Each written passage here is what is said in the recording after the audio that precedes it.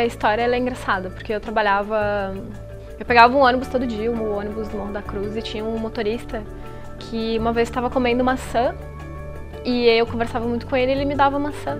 E daí um dia ele me falou que as maçãs eram do sítio do sogro dele. E daí ele me falou que o sogro dele lá em São Joaquim tinha um pomar e que todos os vizinhos tinham um pomar. E daí o Gessé entrou na parceria para fazer as fotos e vídeo, foi lindo. E aí o Fábio, ele fechou com a infografia. O Vitor Huth, ele nasceu de uma ideia do Edgar. O Edgar estava lendo uma biografia do Jorge Bornhausen, que falava por alto lá que na gênese daquela rivalidade entre as famílias Conder e Ramos, que é uma rivalidade muito conhecida aqui na nossa história, existia um noivado não consumado que era um dos motivos poderia ser um dos motivos dessa rivalidade e que nunca ficou explicado por quê. E aí eu mergulhei nessa história, né? Foram 8 meses de apuração. Aquilo que se costuma dizer, sempre se diz que não existe mais no jornalismo esse tempo para apurar, contar uma grande história. Eu tive tudo isso, eu tive.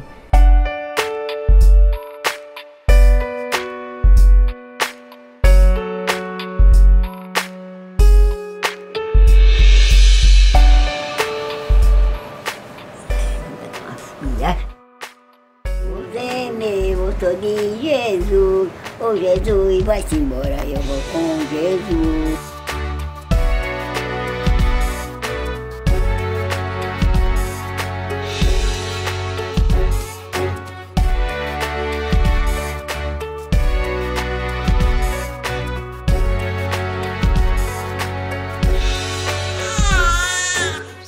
Uma criança cuja mãe foi usuária de crack, por exemplo, e que usou o crack durante toda a gravidez, ela, em média, a gente observava aqui que ela tinha 45 dias mais ou menos de abstinência. Essa abstinência, ela se configura em choros compulsivos, sem nenhuma razão aparente. A criança está bem, mas ela tem choros compulsivos.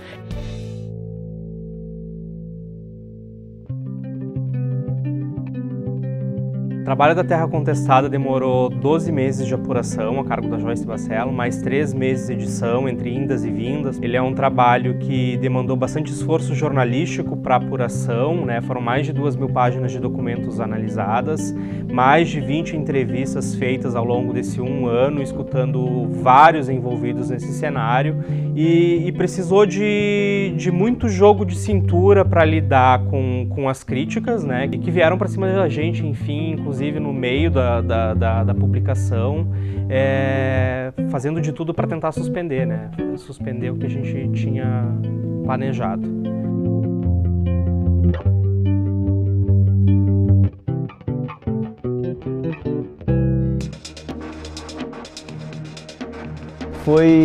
Acho que foi a cobertura mais importante que eu já fiz na minha carreira até agora. Alguém ligou para o jornal falando que a polícia tinha apreendido um jovem com maconha dentro do campus.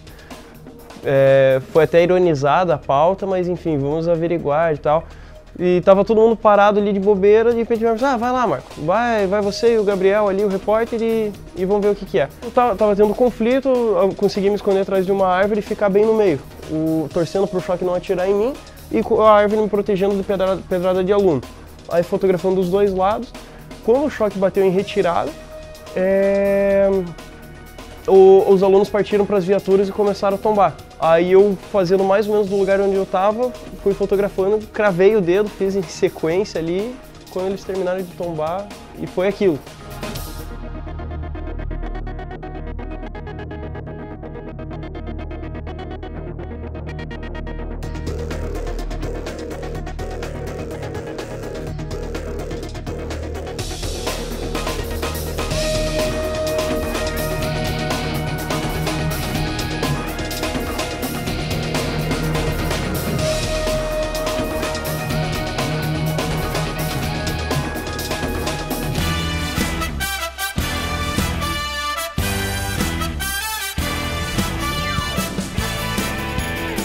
A pauta a cobertura do Everest, da temporada de escalada do Everest, começou porque um leitor, na verdade o André Freitas, que ele é empresário aqui em Santa Catarina, ele ligou pro jornal, quem atendeu foi a menina da telefonista.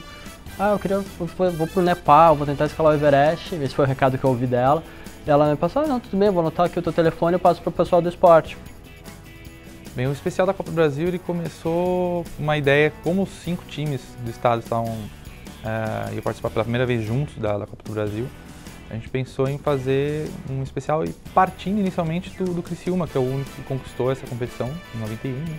Então a gente acabou criando uma linguagem, né, uma forma de apresentação ali específica e que acabou se tornando especial, assim, que a gente conseguiu levar para todos, né, no online, de uma forma diferente de apresentar e que também a gente transpôs para o jornal, para o impresso. Esse casal que foi viajar, eles já tinham viajado uns 5, 6 anos atrás, e eles divulgaram que iam fazer uma nova viagem, no mesmo sentido, de volta ao mundo, embora outro roteiro. Aí foi muito legal, conversando aí com o pessoal da foto, o Charles, na época, abraçou a pauta, a gente foi pra lá e fizemos essa entrevista legal com eles, conhecemos o carro. O especial do rugby, ele veio a partir de alguns contatos que eu estava tendo com a equipe do Desterro aqui de Florianópolis. A gente achou interessante de mostrar esse outro esporte que vai estar nas Olimpíadas, que vai voltar depois de mais de 80 anos, ou mais de 90 anos, voltar para o programa olímpico e mostrar que dentro desse esporte tem bastante gente praticando aqui e com destaque, né, com pessoas em alto rendimento participando da seleção, inclusive.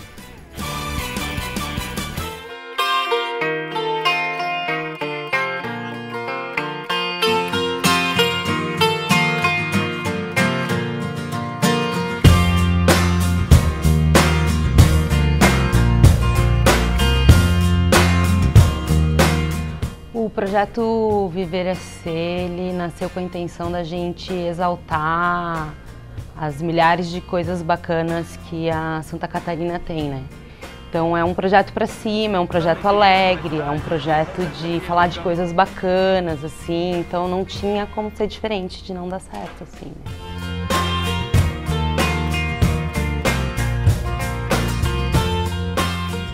Bom, o grande desafio do plano diretor é que ele já há quase 20 anos não era atualizado em Florianópolis e havia uma grande discordância tanto do setor da construção quanto dos ambientalistas.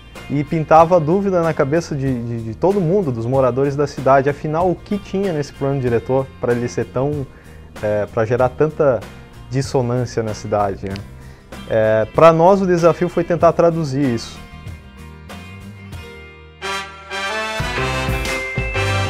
A ideia do Pet NDC começou com a intenção de tentar fazer com que as pessoas da cidade tivessem um fit com o jornal em relação a vídeos, assim.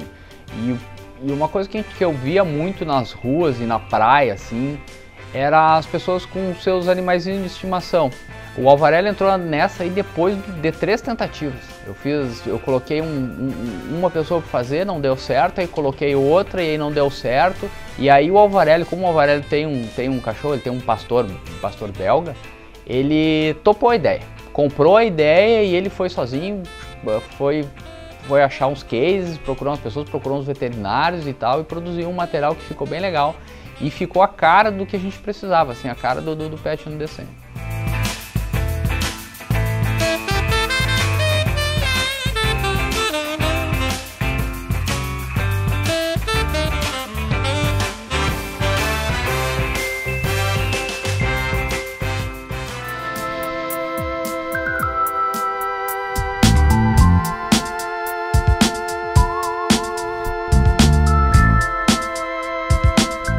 Fora no Mapa nasceu da provocação de a gente tratar com bom humor um assunto que para nós era, de certa forma, muito causava uma certa dor para os catarinenses. Nós éramos uma das poucas capitais brasileiras que não tinha nenhum jogo da Copa, nem ao menos éramos sede de alguma seleção que participaria da Copa.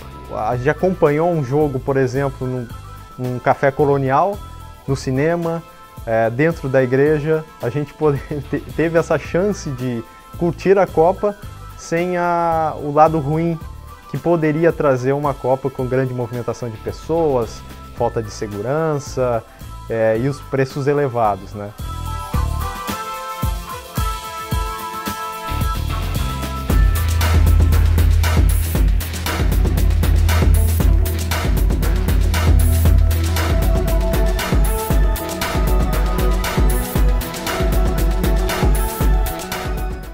blog começou numa ideia que a gente acredita em que a redação fosse para a rua.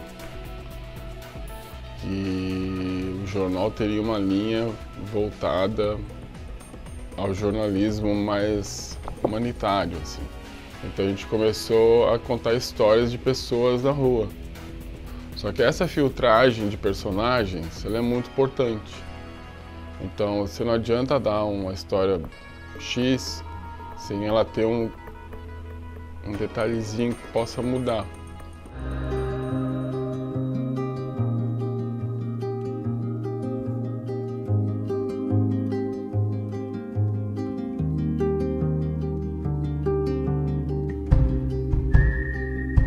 De uma simples história de uma mulher de 85 anos surfando numa prancha de stand-up, você pode mostrar para a sociedade que aquilo ali ainda pode ocorrer.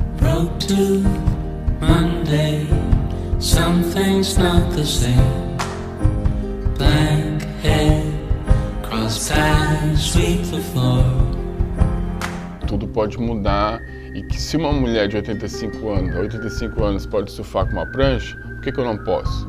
Ou por que eu não posso superar o meu limite? Então eu acho que foi uma série de fatores, foi o momento crítico da atual situação que Santa Catarina vivia com relação aos atentados, vinculado ao momento de todo mundo ver uma história bonita, que foi o que ocorreu. Que a Dona Maria, ela é uma pessoa maravilhosa, ela é um ser humano iluminado e ela mereceu tudo que ela conseguiu. E vai conseguir mais ainda.